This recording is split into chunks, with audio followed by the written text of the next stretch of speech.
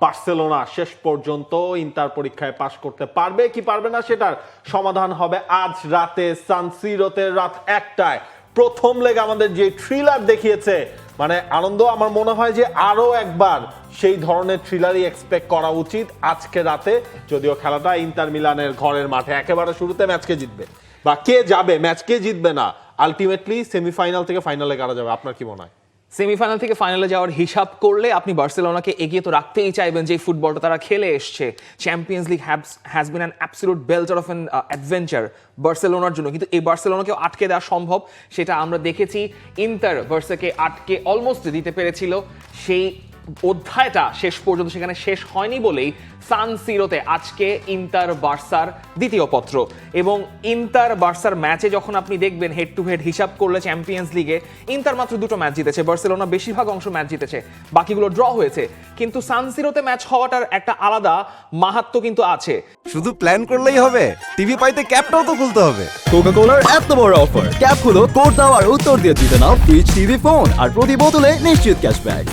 সে কারণে আপনি হয়তো প্রেডিকশন করতে গেলে ওই ব্যাপারটা মাথায় রাখবেন। এক্স্যাক্টলি, আপনি হচ্ছে গিয়ে স্ট্যাটস বা বার্সেলোনার যে ফর্ম সেই হিসেবে বার্সেলোনাকে এগিয়ে রাখলেও খেলাটা যখন হবে সান সিরোতে, তখন আপনাকে নতুন করে আরো একবার ভাবতেই হবে। সান সিরোতে বার্সেলোনা এখন পর্যন্ত যে ম্যাচগুলো খেলেছে সেটার মধ্যে বার্সেলোনা জিতেছে কেবলমাত্র একটা ম্যাচ, 2019-20 সালের গ্রুপ পর্বের সেই ম্যাচটা। আর বাকি ম্যাচগুলোর মধ্যে ইন্টার মিলানের সেই 3-1 গোলে বার্সেলোনাকে হারিয়ে দেওয়া সেমিফাইনালের, যদিও সেটা প্রথম লেগ ছিল 9-10, সেবারে কিন্তু ইন্টার মিলান চ্যাম্পিয়ন্স লিগের সবশেষ টাইটেলটা তারা জিতেছিল। এছাড়া বার্সেলোনা ইন্টারের ম্যাচ কিন্তু ড্র হয়েছে 3টা সান সিরোতে। সান সিরোতে ইন্টার মিলান চ্যাম্পিয়ন্স লিগের শেষ 15টা ম্যাচ তারা আনবিটেন সান সিরোতে। বার্সেলোনা যখনই সেমিফাইনালের অ্যাওয়ে ম্যাচ খেলতে যায় তখন তারা শেষ 4বারই হেরে গেছে। এক্স্যাক্টলি, এবং এই রেকর্ডটা শুরু হয়েছিল, অ্যাওয়ে রেকর্ডে হারার হিসেবটা শুরু হয়েছিল 2011-12 সাল থেকে, যখন চেলসির ঘর মাঠে তারা 2-2 গোলে তখন তারা ড্র করলো, মানে জিততে পারে নাই তারা। এরপর হচ্ছে আপনার ইন্টারের কাছেও হারতে হয়েছিল সেই 2009-10 সালে। এই হিসাবটা আপনাকে বারবার আনতেই হচ্ছে, কারণ সান সিরোতে একে তো চ্যাম্পিয়ন্স লিগের ফিক্সচার হলে তখন ইন্টার হচ্ছে শেষ 15টা ফিক্সচারে হারে নাই, তার উপর দিয়ে ইন্টার যখন লাস্ট সান সিরোতে সেমিফাইনাল খেলেছে, সেমিফাইনাল ফিক্সচারে ইতালিতে সান সিরোর মাঠে ইন্টারের হারার কোনো রেকর্ড নাই। সেই রেকর্ডটা শুরু হয়েছিল ইউরোপিয়ান কাপে, যে ইউরোপিয়ান কাপ শুরু হওয়ার পর চ্যাম্পিয়ন্স লিগ হয়েছে, সেখানেও কিন্তু ইন্টার এখনো পর্যন্ত সান সিরোতে কোনো সেমিফাইনাল টাই হারে নাই। সেটা রেকর্ডটা আমরা একটু দেখতে চাই, যে রেকর্ডটা 1964 সালে শুরু হয়েছিল। সেই রেকর্ডে সম্ভবত রিয়াল মাদ্রিদেরও নাম রয়েছে, সেই রেকর্ডে সেল্টিকের নাম রয়েছে, এসি মিলানের নাম রয়েছে, যারা এখনো পর্যন্ত ইন্টারকে হারাতে পারে নাই। দেখুন, সেই 1963-64 সালে ডর্টমুন্ডের সঙ্গে 2-0 গোলে জিতেছিল, লিভারপুল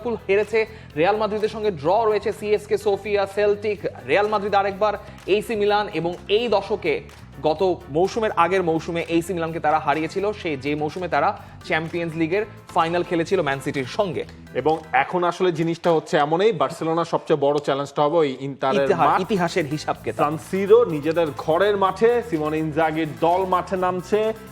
ইনফ্যাক্ট গ্যালারি জুড়ে সবার কাছে, ওই 75,000 দর্শকের কাছে লাউতারো মার্টিনেজের জন্য অলরেডি দোয়া ও কামনা করে ফেলেছেন কোচ সিমোনে ইনজাগি। সুতরাং এইসব স্ট্যাট, অতীতের হেড টু হেড, এ সব কিছুই বন্ধ করে ওই 90 মিনিট বা 120 মিনিট নজরটা আসলে সান সিরোতে রাখতেই হচ্ছে।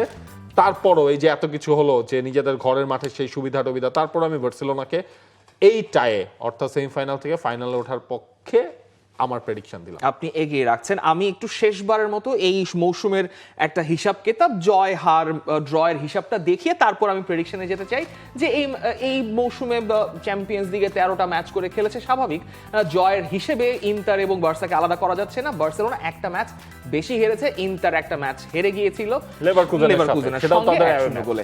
গোলের হিসাব করলে 40টা গোল বার্সেলোনা, যেই হাই ফ্লাইং স্কোরিং ফ্লিকের বার্সেলোনা শুধু গোলই দিতে জানে, তবে গোল কনসিডও তারা অনেকগুলো করেছে 20টা।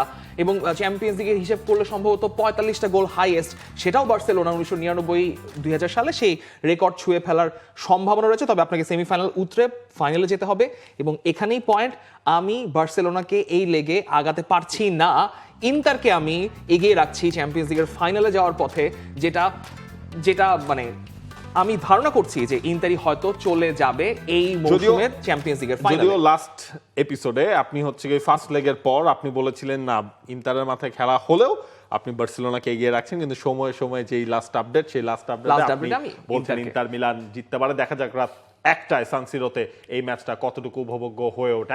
For more updates, subscribe to our YouTube channel and click on the bell icon. Follow us on Facebook and Instagram. Download T Sports app to enjoy exciting games and highlights. Visit tsports.com.